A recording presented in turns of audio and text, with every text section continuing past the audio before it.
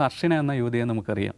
Medical കോളേജിലെ ശസ്ത്രക്രിയയിൽ ഒരു പിഴവ് പറ്റുകയും അതിൻ്റെ ദുരിതം താണ്ടി 9 വർഷത്തോളം ജീവിക്കുകയും ചെയ്ത ഹർഷിന കോഴിക്കോട് മെഡിക്കൽ കോളേജിന് മുന്നിൽ വലിയ രീതിയിലുള്ള സമരം നടത്തിയിരുന്നു. ഈ ഹർഷിനെ കോഴിക്കോട് മെഡിക്കൽ കോളേജിൽ നടത്തിയ പ്രസവ ശസ്ത്രക്രിയയ്ക്കിടയിലാണ് വയറ്റിൽ കത്രിക കുടുങ്ങുന്നത്. അതിനുശേഷം നടത്തിയ 3 വർഷത്തോളം കഴിഞ്ഞ സർക്കാരിൻ്റെ കാലത്ത് നടത്തിയ സമരത്തിലും പോരാട്ടത്തിലൊന്നും സർക്കാർ യാതൊരു വിധത്തിലുള്ള പരിഗണന അവർക്ക് കൊടുത്തിരുന്നില്ല. നഷ്ടപരിഹാരം മാത്രമായിരുന്നു പ്രഖ്യാപിച്ചിരുന്ന. പക്ഷേ അതിൻ്റെ കേസുകളും അന്വേഷണവും ഒക്കെ ഇപ്പോഴും തടസ്സപ്പെട്ട് കിടക്കുകയാണ്. ആ ഡോക്ടർമാർ കോടതിയിൽ പോയതിനെ തുടർന്ന് ആ അന്വേഷണം സ്റ്റേ വന്നിരിക്കുകയാണ്. അവർ വീണ്ടും പോരാട്ടത്തിലായിരുന്നു. പക്ഷേ UDF സർക്കാർ അധികാരത്തിൽ വന്നതോടെ അന്ന് അവർക്ക് നൽകിയിരുന്ന ഒരു ഉറപ്പ് പാലിക്കപ്പെട്ടിരിക്കുകയാണ്. അവർക്ക് കോഴിക്കോട് മെഡിക്കൽ കോളേജിൽ ഓഫീസ് അസിസ്റ്റൻ്റായിട്ട് സർക്കാർ ജോലി കൊടുത്തിരിക്കുകയാണ്. ഹർഷിനെ ഇന്ന് ജോലിയിൽ പ്രവേശിച്ചിരിക്കുക കൂടിയിട്ടാണ്. കഴിഞ്ഞ കുറേ വർഷങ്ങളായിട്ട് മീഡിയ വണ്ണും ഔട്ട് ഓഫ് ഫോക്കസും നിരന്തരം പറഞ്ഞുകൊണ്ടിരുന്നൊരു പേരായിരുന്നു ഹർഷിനയുടേത്. ഈ സംഭവം അതേപോലെ മീഡിയ വൺ ഉയർത്തുകയും ചെയ്തിരുന്നു. ഹർഷിന പറയുന്നുണ്ട്, അന്ന് തന്നെ അവഗണിച്ചവർക്കുള്ള ഒരു മറുപടി കൂടിയിട്ടാണ് ഇപ്പോൾ ഈ കിട്ടിയിരിക്കുന്ന, തനിക്ക് നീതി കിട്ടി എന്നാണ് ഹർഷിന പറയുന്നതും ഇതിലേക്കാണ്. നിഷാദ്, ഒരു സർക്കാർ ആശുപത്രിയിൽ നിന്ന് സംഭവിക്കുന്ന ഒരു പിഴവ് ആ മെഡിക്കൽ കോളേജ് തന്നെ നടത്തിയ അന്വേഷണത്തിൽ തള്ളിക്കളയുകയും പിന്നീട് ആ യുവതിക്ക് പോലീസിൻ്റെ മുമ്പിൽ പോകേണ്ടി വരികയും വലിയ തരത്തിലുള്ള ഒരു സമരം നടത്തേണ്ടി വരികയും ചെയ്യുന്നു. നമുക്കറിയാം, മെഡിക്കൽ കോളേജുകളെ ആശ്രയിക്കുന്നത് ഏറ്റവും സാധാരണക്കാരായ ജനങ്ങളാണ്. അവിടെ നിന്നുണ്ടാകുന്ന പിഴവുകൾ ഇത്തരം ഒരു സംവിധാനത്തിൻ്റെ വിശ്വാസ്യതയാണ് നഷ്ടപ്പെടുത്തുന്നത്. അതിന് ഇത്തരത്തിലുള്ള സർക്കാർ ജോലി പകരം കൊടുത്തിട്ടാണ് പരിഹാരം കാണേണ്ടത്. അല്ല, സർക്കാർ ജോലി പകരം കൊടുത്തിട്ടാണോ പരിഹാരം കാണേണ്ടതെന്ന് ചോദിച്ചാൽ സർക്കാരിൻ്റെ പിഴവ് കൊണ്ട് നമ്മൾ സർക്കാരിനായിട്ട് തന്നെ കാണണം. അല്ലാതെ ഒരു ഡോക്ടറുടെ പിഴവാണ്, ഒരു ആശുപത്രിയുടെ പിഴവാണ്, ഒരു ജില്ലയുടെ പിഴവാണ്, അങ്ങനല്ല. ഒരു സർക്കാർ സംവിധാനമുണ്ട്. കോഴിക്കോട് മെഡിക്കൽ കോളേജ് എന്ന് വെച്ചാൽ കേരളത്തിലെ ആരോഗ്യവകുപ്പിൻ്റെ കീഴിലുള്ള പ്രധാനപ്പെട്ട സ്ഥാപനമാണ്. അപ്പോൾ അവിടെ ഉണ്ടാകുന്ന, അല്ലെങ്കിൽ ഏതെങ്കിലും ഒരു സർക്കാർ സ്ഥാപനത്തിൽ ഏതെങ്കിലും ഒരു പ്രാഥമിക ആരോഗ്യ കേന്ദ്രത്തിൽ ഉണ്ടാകുന്ന പിഴവ് എന്ന് പറഞ്ഞാൽ ഒരു മനുഷ്യൻ്റെ ജീവിതം മുഴുവൻ ഒരുപക്ഷെ അവരെ നരകിപ്പിക്കുന്നതും വേദന തീറ്റിക്കുന്നതുമായിട്ടുള്ളൊരു സംഗതിയായിരിക്കാം. അതിന് റെസ്പോൺസിബിലിറ്റി എടുക്കേണ്ടതാണ് ഭരണകൂടമാണ്. ആ റെസ്പോൺസിബിലിറ്റി എടുക്കുക മാത്രമല്ല, ഒരു മനുഷ്യൻ ഒരു സർക്കാർ സ്ഥാപനത്തിലെയോ ഏതെങ്കിലും ഒരു സ്ഥാപനത്തിലെയോ പിഴവ് കൊണ്ട് അവരുടെ ജീവിതത്തിൻ്റെ നല്ല കാലം നഷ്ടപ്പെട്ടു പോയെങ്കിൽ, നല്ല കാലത്ത് വേദന തിന്നുമെങ്കിൽ, ഇനിയും ജീവിതകാലം മുഴുവൻ മരുന്ന് കഴിക്കേണ്ടി വരുമെങ്കിൽ അതിന് ഏതെങ്കിലും നിലയ്ക്ക് അവരെ പേ ചെയ്യുക, അവർക്ക് അതിനുള്ള നഷ്ടപരിഹാരം ഉറപ്പാക്കുക എന്നുള്ളത് ഭരണകൂടത്തിൻ്റെ ബാധ്യതയാണല്ലോ. ആ നഷ്ടപരിഹാരം എന്ന് പറഞ്ഞാൽ പല കൈൻഡ് ഓഫ് സംഗതികളുണ്ടാവും. ഒന്ന് ചിലപ്പോൾ അവർ ചോദിക്കുന്ന പൈസ കൊടുക്കാം, അല്ലെങ്കിൽ അവർക്ക് ജോലി കൊടുക്കാം. കാരണം എന്താണ്, അത് ഈ സിസ്റ്റത്തിൻ്റെ പിഴവ് കൊണ്ട് അവർക്കുണ്ടായിട്ടുള്ള നഷ്ടമാണ്. നമ്മുടെ ജീവിതം നമ്മൾ വളരെ സുഖമായിട്ട് ജീവിച്ചു പോകവേ നമ്മൾ ചെറിയ അസുഖത്തിൻ്റെ ഹോസ്പിറ്റലിൽ പോകുന്നു. ആ ഹോസ്പിറ്റലിൻ്റെ പിഴവ് കൊണ്ട് നമ്മൾ ജീവിതകാലം മുഴുവൻ നരയിക്കേണ്ടി വരികയാണ്. ആരാണ് സമാധാനം പറയണം? ആരാണ് നമ്മളെ അതിന് ആ പ്രശ്നം പരിഹരിക്കേണ്ടത്? ഗവൺമെൻറ്റാണ്. ആ ഗവൺമെൻറ് അത് ചെയ്തില്ല എന്നുള്ളതാണ് സീരിയസ് ആയിട്ടുള്ള പ്രശ്നം. ഇന്നിപ്പോൾ ഹർഷനയ്ക്ക് ജോലി കൊടുക്കുന്നു. അവർ ഓഫീസ് അസിസ്റ്റൻ്റായിട്ട് കോഴിക്കോട് മെഡിക്കൽ കോളേജിൽ വന്ന് ജോയിൻ ചെയ്യുന്നു. അതിൻ്റെ ചിത്രം പ്രസിദ്ധീകരിക്കപ്പെടുന്നു. അവർ ഗവൺമെൻറ്റിനോട് നന്ദി പറയുന്നു. ഈ ഗവൺമെൻറ് ഗംഭീര ഗവൺമെൻറ് ആണല്ലോ എന്ന മറ്റുള്ള അവരെ പിന്തുണയ്ക്കുന്നവരും അല്ലാത്തവരുമായിട്ടുള്ള മനുഷ്യർ കമൻറ്റ് ചെയ്യുന്നു, എഴുതുന്നത് കാണുന്നു. ഇത് സിമ്പിളായി ചെയ്താൽ മതിയല്ലോ കഴിഞ്ഞ തവണ. ഈ ഒരൊറ്റ ചെറിയ ഒരു ആക്ട്, ഒരാൾക്കൊരു ഓഫീസ് അസിസ്റ്റൻ്റായി ജോലി കൊടുക്കുക എന്ന് പറഞ്ഞ ചെറിയൊരു കാര്യം പോട്ടെ, ഇനി കൊടുക്കാൻ പറ്റുന്നില്ല. അവർ ചോദിച്ച ഒരു നഷ്ടപരിഹാര തുക സർക്കാർ കൊടുത്ത തുച്ഛം പൈസയാണ് ആദ്യം കൊടുത്തത്. അതിനിടയ്ക്ക് ഒരു മീറ്റിംഗ് പോയിന്റ് ഉണ്ടാക്കി ഒരു പൈസ കൊടുത്ത് സെറ്റിൽ ചെയ്തിരുന്നെങ്കിൽ ഈ പ്രശ്നം ഉണ്ടാകുമായിരുന്നു. കഴിഞ്ഞ സർക്കാരിനെ അൺപോപ്പുലർ ആക്കുന്നതിൽ പ്രധാന പങ്ക് വഹിച്ച ഒന്ന് ആരോഗ്യ മേഖലയുമായി ബന്ധപ്പെട്ട് വരുന്നത് വിവാദങ്ങളാണ്. അതിൽ തന്നെ ഏറ്റവും പ്രധാനപ്പെട്ട സംഗതി എന്താണ്? ഈ കത്രിക കൊടുങ്ങലാണ്. സംസ്ഥാനത്ത് ആകമാനം UDF വലിയ ഫ്ലക്സ് വെച്ചിട്ടുണ്ട്, കത്രിക മറന്നു വെച്ചത് മറക്കല്ലേ എന്ന്. അത് ഈ സംഭവമാണ്. ആ സംഭവം സെറ്റിൽ ചെയ്യാൻ വീണ ജോർജ് എന്ന് പറയുന്ന മന്ത്രിക്ക് കഴിഞ്ഞിട്ടില്ല, അല്ലെങ്കിൽ സർക്കാരിൻ്റെ തലപ്പത്തിരിക്കുന്ന ക്യാബിനറ്റ് ഡിസ്കസ് ചെയ്തിട്ട് ഒരു പ്രശ്നപരിഹാരം ഉണ്ടാക്കണം എന്ന് അവർക്കും തോന്നിയിട്ടില്ല. അതിൻ്റെ കാര്യം എന്താ ഞാൻ ചോദിക്കുന്നത്? അതായത് ഗവൺമെൻറ്റിനെതിരെ സമരം ചെയ്യുന്ന ആളുകളോട് സ്വീകരിച്ചിട്ടുള്ളൊരു സമീപന പ്രശ്നം അതിനകത്തുണ്ട്. ജിഷ്ണു പ്രണയുടെ അമ്മ സമരം ചെയ്ത കാലം ഓർമ്മയുണ്ടല്ലോ. അന്നാണ് പിണറായി ചോദിച്ചത്, എന്നിട്ട് സമരം ചെയ്തിട്ട് എന്തുണ്ടായി പ്രയോജനം എന്ന്. അന്നാണ് കാനം പറഞ്ഞത്, സമരം ചെയ്തിട്ട് എന്തുണ്ടായി പ്രയോജനമെന്ന് മാർക്സിസ്റ്റുകാർ ചോദിക്കരുത്, അത് മുതലാളിയുടെ ചോദ്യമാണെന്ന് പറഞ്ഞു. അപ്പോൾ ജിഷ്ണു പ്രണയുടെ അമ്മ സമരം ചെയ്യുമ്പോഴായാലും കൊള്ളാം, അല്ലെങ്കിൽ ഇപ്പോൾ അലനും താഹയും പിടിക്കുന്ന കേസിലായാലും കൊള്ളാം, അല്ലെങ്കിൽ ഏറ്റവും അവസാനം നമ്മളിപ്പോൾ ഈ പറഞ്ഞ ഹർഷനയുടെ സമരത്തിലായാലും കൊള്ളാം, ആശാ വർക്കർമാർ സമരം ചെയ്യുമ്പോഴായാലും ഞങ്ങൾക്കെതിരെ സമരം ചെയ്തിട്ട് നിങ്ങൾ നേടുന്നത് കാണണം എന്ന മട്ട് സ്വീകരിക്കുകയാണ്. അതിനെന്താണ് ഗുണമുണ്ടായത്? എന്തെങ്കിലും നിലയ്ക്കൊരു ഗുണമുണ്ടായി? ആ സ്ത്രീ വ്യക്തിപരമായി തന്നെയും വലിയ നരകയാതന അനുഭവിക്കുന്നു എന്ന് മാത്രമല്ല, ഒരു ഭരണകൂട സംവിധാനം ആകെ മറിഞ്ഞ് താഴെ വീണുപോയി കഴിഞ്ഞു ആ ഒരു റീസൺ കൊണ്ട്. അപ്പോൾ ഞാൻ പറഞ്ഞതാണ്, ആളുകളുടെ ഇടയിൽ എന്താണ് സംഭവിക്കുന്നതെന്ന് ജഡ്ജ് ചെയ്യുക പ്രധാനമാണ്. ജഡ്ജ് ചെയ്തിട്ട് അതിനോട് റെസ്പോണ്ട് ചെയ്യുക.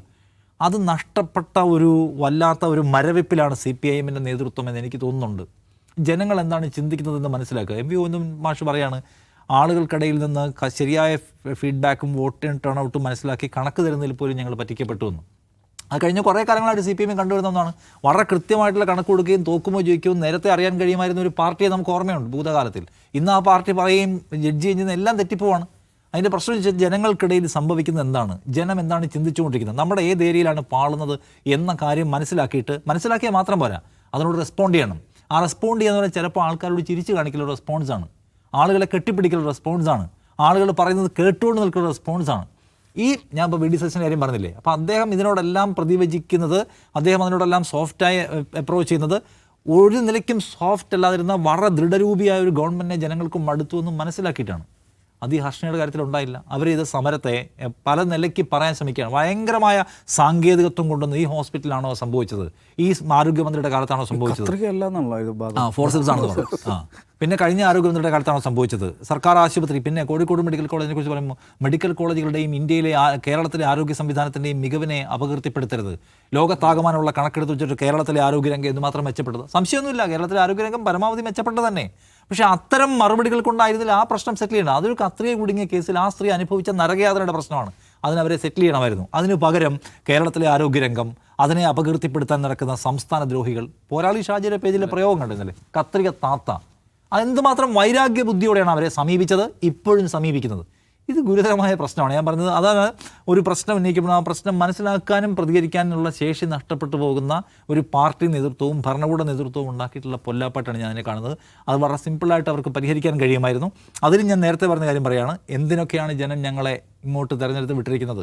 അത് വലിയ തോതിലുള്ള, അതായത് കേരളം വലിയ കടക്കണിയിലായിരിക്കുന്നു, വായ്പാ പരിധി പ്രശ്നം കാരണം കേരളത്തിന് മുന്നോട്ട് പോകാൻ കഴിയുന്നില്ല, അല്ലെങ്കിൽ കേരളത്തിൽ വലിയ തോതിലുള്ള കഴിഞ്ഞ 10 വർഷം കൊണ്ട് കേരളം അത്തരം വിഷയങ്ങളുടെ പേരിലല്ലോ ജനം ഈ വോട്ട് ചെയ്തത്. ഞാൻ കാണുന്നതല്ല, മറിച്ച് ജനങ്ങളുടെ നേരിട്ട് ബാധിക്കുന്നത്, ഇമോഷണലി ബാധിക്കുന്ന, ആത്മാഭിമാനത്തെ ബാധിക്കുന്ന പ്രശ്നങ്ങൾ, വളരെ തൊട്ടു മുമ്പിൽ കാണുന്ന അനീതി നിറഞ്ഞ പ്രശ്നങ്ങൾക്കകത്ത് സ്വീകരിക്കുന്ന അങ്ങേയറ്റത്തെ നിഷേധാത്മകമായ സമീപനം, ഇതിന് ജനം ചെയ്ത വോട്ടാണ്. സോ അത് പരിഹരിക്കാനുള്ള ശ്രമമാണ് ഈ സർക്കാർ ചെയ്യുന്നതാണ് എനിക്ക് തോന്നുന്നത്. നല്ല കാര്യമാണ് അവർക്ക് ജോലി കൊടുത്തത്. ഇപ്പോൾ ജോലി കൊടുത്താണ് അത് പരിഹരിക്കേണ്ടത്. ജോലി കൊടുക്കുമ്പോൾ വേറെ ആളുടെ അവസരം നഷ്ടപ്പെടുന്നൊക്കെ ചോദിക്കും.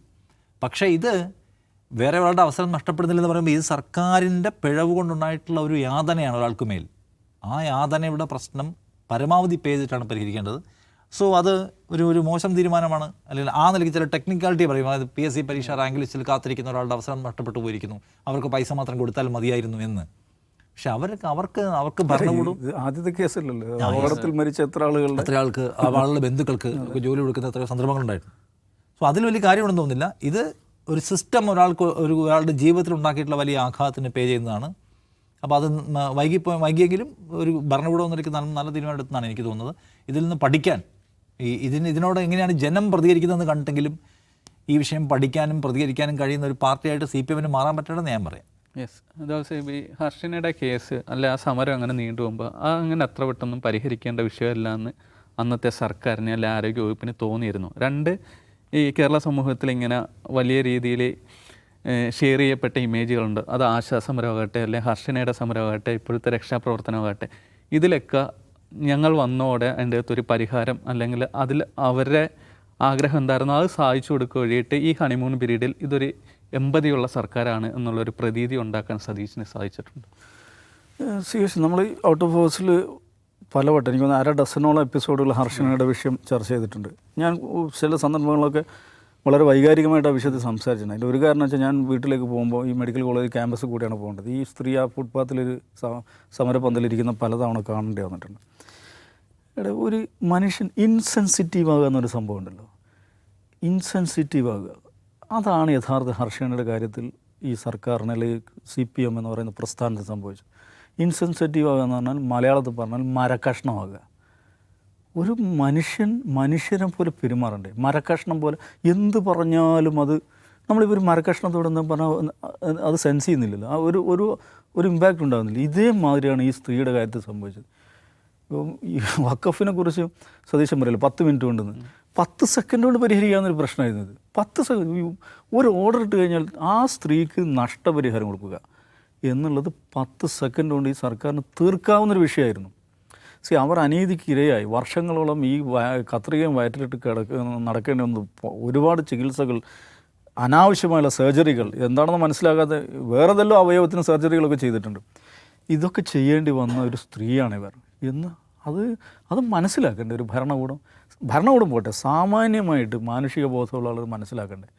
അത് പറയുമ്പോൾ ഒരുപാട് സാങ്കേതിക ഉഡായിപ്പുകളുമായിട്ട് രംഗത്തിറങ്ങുക. ഇതാണ് വീണ ജോർജ് ചെയ്തത്, ഇതാണ് പാർട്ടി ചെയ്തത്. സൈബർ പോരാളികൾ കത്രികയല്ല, കളവ് പറയുന്നടാ മാപ്ര എന്നൊക്കെ ചോദിച്ച് നമ്മുടെ അടിയിൽ വന്നിട്ട് കത്രികയല്ല, അത് ആർട്ടറി ഫോർസെപ്സ് ആണ് എന്നൊക്കെ പറഞ്ഞിട്ട് ഇത്തരം സാങ്കേതികത്വങ്ങൾക്ക് ആർക്ക് വേണം? അപ്പോൾ അത് മനസ്സിലാക്കാൻ പറ്റിയില്ല, അതിനോട് വേണ്ട വിധം പ്രതികരിക്കാൻ പറ്റിയില്ല. ഇപ്പോൾ സർക്കാർ എന്ത് ചെയ്യുന്നു, അവർക്ക് ഇത് അവർ നഷ്ടപരിഹാരം ചോദിച്ചാണ് കേട്ടോ സമരം ചെയ്തത്. ഇപ്പോൾ സർക്കാർ അവർക്ക് ജോലി കൊടുത്തു. നഷ്ടപരിഹാരം അടുത്ത ആഴ്ചത്തെ ക്യാബിനറ്റിലേക്ക് അത് ഫൈനലൈസ് ചെയ്യുമെന്നാണ് പറയുന്നത്. പിന്നെ ചികിത്സയ്ക്ക് വേണ്ടി ചിലവായ തുക ഈ നഷ്ടപരിഹാരത്തിന് ചിലവഴിക്കേണ്ടതില്ല, എടുക്കേണ്ടതില്ല എന്നുള്ളതാണ്. ഈ 3 കാര്യങ്ങളാണ് ഇപ്പോൾ സർക്കാർ അവർക്ക് ഓഫർ ചെയ്തിരിക്കുന്നത്. അതിലൊന്ന് ഇന്നലെ പറഞ്ഞ ഇന്ന് തന്നെ നടപ്പിലാക്കി അവർ ജോലിയിൽ പ്രവേശിച്ചു കഴിഞ്ഞു. പിന്നെ 4ാമത്തെ കാര്യം ഇതിന് ഉത്തരവാദികളായുള്ള നടപടികളാണ്. അത് കോടതിയുടെ കൂടെ പരിഗണനയുള്ളൊരു കാര്യമാണ്. ഇതാണ് സെൻസിറ്റീവായി പെരുമാറുന്ന മനുഷ്യർ ചെയ്യേണ്ടത്. വളരെ എളുപ്പം പരിഹരിക്കാമായിരുന്നൊരു പ്രശ്നം അനാവശ്യമായ എന്തിനു വേണ്ടിയാണ് ഇത് ചെയ്തത്? ദുർവാശിയാണത്. ദുർവാശിയും ദുരഭിമാനവുമാണ്. ഞങ്ങൾ ഭരിക്കുമ്പോൾ നിങ്ങൾ സമരം ചെയ്തൊരു കാര്യം നേടാമെന്ന് വിചാരിക്കേണ്ട കേട്ടോ എന്നുള്ളതാണ് ആ സന്ദേശം. അല്പമൊന്ന് വിനയമുള്ളവരാവുക എന്നുള്ളത് വളരെ പ്രധാനമാണ്. അധികാരസ്ഥാനത്തിരിക്കുന്ന പ്രത്യേകിച്ചും അല്പമൊന്ന് വിനയത്തോടു കൂടി മനുഷ്യരോട് പെരുമാറുക എന്നുള്ളത് വളരെ പ്രധാനമാണ്. അത് വിഷയത്തിലുണ്ടായില്ല. ഹർഷിന കുന്നമംഗലം മണ്ഡലത്തിൽ പെടുന്ന ആളാണ്. ഈ മെഡിക്കൽ കോളേജ് കോഴിക്കോട് സൗത്തിൽ പെടുന്നതാണ്. ഈ 2 മണ്ഡലങ്ങളിലും പാർട്ടിയുടെ കയ്യിലുണ്ടായിരുന്നതാണ്. 2 നഷ്ടപ്പെട്ടു. കോഴിക്കോട് ജില്ലയിൽ വലിയ തിരിച്ചടി ഉണ്ടായി. ഇങ്ങനെയുള്ള പ്രത്യക്ഷത്തിൽ ചെറിയ കാര്യങ്ങൾ, യഥാർത്ഥത്തിൽ ചെറിയ കാര്യമല്ല, ചെറിയ കാര്യങ്ങളെന്ന് തോന്നുന്ന സംഗതികളുണ്ട്. മനുഷ്യരുമായി നേർക്കുനേരെ കണക്ട് ചെയ്യുന്ന കാര്യങ്ങളാണത്. അത് മനസ്സിലാക്കാൻ രാഷ്ട്രീയ നേതൃത്വത്തിന്, ഭരണകൂടത്തിന് സാധിക്കേണ്ടതാണ്. അത് സാധിക്കാതെ അങ്ങേറ്റം ഇൻസെൻസിറ്റീവായിട്ട് പെരുമാറിയ കാലമായിരുന്നു ഈ കഴിഞ്ഞ ഞാൻ പ്രത്യേകിച്ച് പിണറായി വിജയൻ്റെ സെക്കൻഡ് ടൈം എന്ന് പറയുന്നത്. അപ്പോൾ അതിനോട് ജനങ്ങൾ അതിന് മറുപടി കൊടുത്തു. ഞാൻ നേരത്തെ പറഞ്ഞതുപോലെ അത് മനസ്സിലാക്കിയിട്ടുണ്ട്. ഇപ്പം മെഡിക്കൽ നെഗ്ലിജൻസ് സംസ്ഥാനത്ത് ആര് ഭരിക്കുമ്പോഴും ഉണ്ടാകുന്നുണ്ട്. അത് നേരിട്ട് ആഭ്യന്തരമന്ത്രിയാണ് അതിന് ഉത്തരവാദി, ആരോഗ്യമന്ത്രിയാണ് അതിന് ഉത്തരവാദി, പിന്നെ മുഖ്യമന്ത്രിയാണ് ഉത്തരവാദി എന്ന് പറയുന്നതിൽ അർത്ഥമില്ല. പക്ഷേ ഒരു നെഗ്ലിജൻസ് ഉണ്ടായിക്കഴിഞ്ഞാൽ അത് റെസ്പോൺസിബിലിറ്റി എടുക്കാൻ ഭരണകൂടത്തിന്, ആരോഗ്യമന്ത്രിക്കും മുഖ്യമന്ത്രിക്കൊക്കെ ഉത്തരവാദിത്തമുണ്ട്. അങ്ങനെയല്ല. ഇപ്പം മീഡിയ ആണുള്ളൊരു വിഷയമാണ്. ഞാനിവിടെ മാനേജിങ് എഡിറ്ററാണ്. ഒരു സംഗതി ഉണ്ടായി, എനിക്ക് ഒരു അറിവുമില്ലാത്ത, ഒരു ധാരണയില്ലാത്ത ഒരു പ്രശ്നമാണ്. പക്ഷേ ആ പ്രശ്നം ഉണ്ടായിക്കഴിഞ്ഞാൽ ഞാനത് അറിഞ്ഞില്ല എന്ന് പറഞ്ഞ് ഞാൻ മാറി നിൽക്കുന്നതിൽ ഞാൻ ഈ കസേരയിരിക്കുന്നതിൽ അർത്ഥമില്ലല്ലോ. ഇതാണ് ഉത്തരവാദിത്വം എന്ന് പറയുന്നത്. അപ്പോൾ ഇവരുടെ വയറ്റിൽ കത്രി കുടുങ്ങി എന്നുള്ള വിഷയം പുറത്തേക്ക് കൊണ്ടുവരുമ്പോൾ, ഒരു മാധ്യമസ്ഥാപനം പുറത്തേക്ക് കൊണ്ടുവരുമ്പോൾ ഉമ്മൻചാണ്ടിയുടെ കാലത്ത് എന്തെല്ലാം കുടുങ്ങിയിട്ടുണ്ട്, ഈ കണക്ക് വേണ്ടി വരിക ചെയ്യുന്നത്. ഇതെന്തൊരു കഥയാണിത്? ഇങ്ങനെയാണോ ഒരു പാർട്ടി ഡിഫൻസ് ഉണ്ടാകുന്നത്? ഇവരുടെ വലിയ വലിയ ബുദ്ധിജീവികൾ എന്തൊക്കെയാണ് ആ കാലത്ത് ഇതിനകത്ത് ഫേസ്ബുക്കിലൊക്കെ എഴുതി കൂട്ടിയത്. അതിൽപ്പെട്ട ഏറ്റവും സൈദ്ധാന്തികമായിട്ടുള്ള സാധനമായിരുന്നു കത്രികയല്ല ഫോർസെപ്സ് ആണെന്നുള്ള വാദം. എന്നിട്ട് ഇതെല്ലാം കഴിഞ്ഞ് ഇപ്പോൾ എന്താണ് ഇവർ അവഹേളിച്ചുകൊണ്ടിരിക്കുകയാണ്. ഒരാളുടെ തൊഴിൽ നഷ്ടപ്പെടുത്തി. എത്ര ആളുകൾക്ക് ഇങ്ങനെ സർക്കാർ തൊഴിൽ കൊടുത്തിട്ടുണ്ട്. അപകടങ്ങളിൽ മരിച്ച ആളുകളുടെ ബന്ധുക്കൾ കൊടുത്തിട്ടുണ്ട്. രക്ഷാപ്രവർത്തനത്തിനിടയിൽ മരിച്ച ആളുകളുടെ ബന്ധുക്കൾ കൊടുത്തിട്ടുണ്ട്. ഇങ്ങനെ പല സ്വഭാവത്തിൽ സ്വകാര്യ മേഖലയിൽ പ്രവർത്തിച്ചുകൊണ്ടിരിക്കുമ്പോൾ അപകടം പറ്റിയ ആളുകൾക്ക് സർക്കാർ മേഖലയിൽ അവരുടെ ബന്ധുക്കൾ ജോലി കൊടുത്ത അനുഭവങ്ങളുണ്ട്.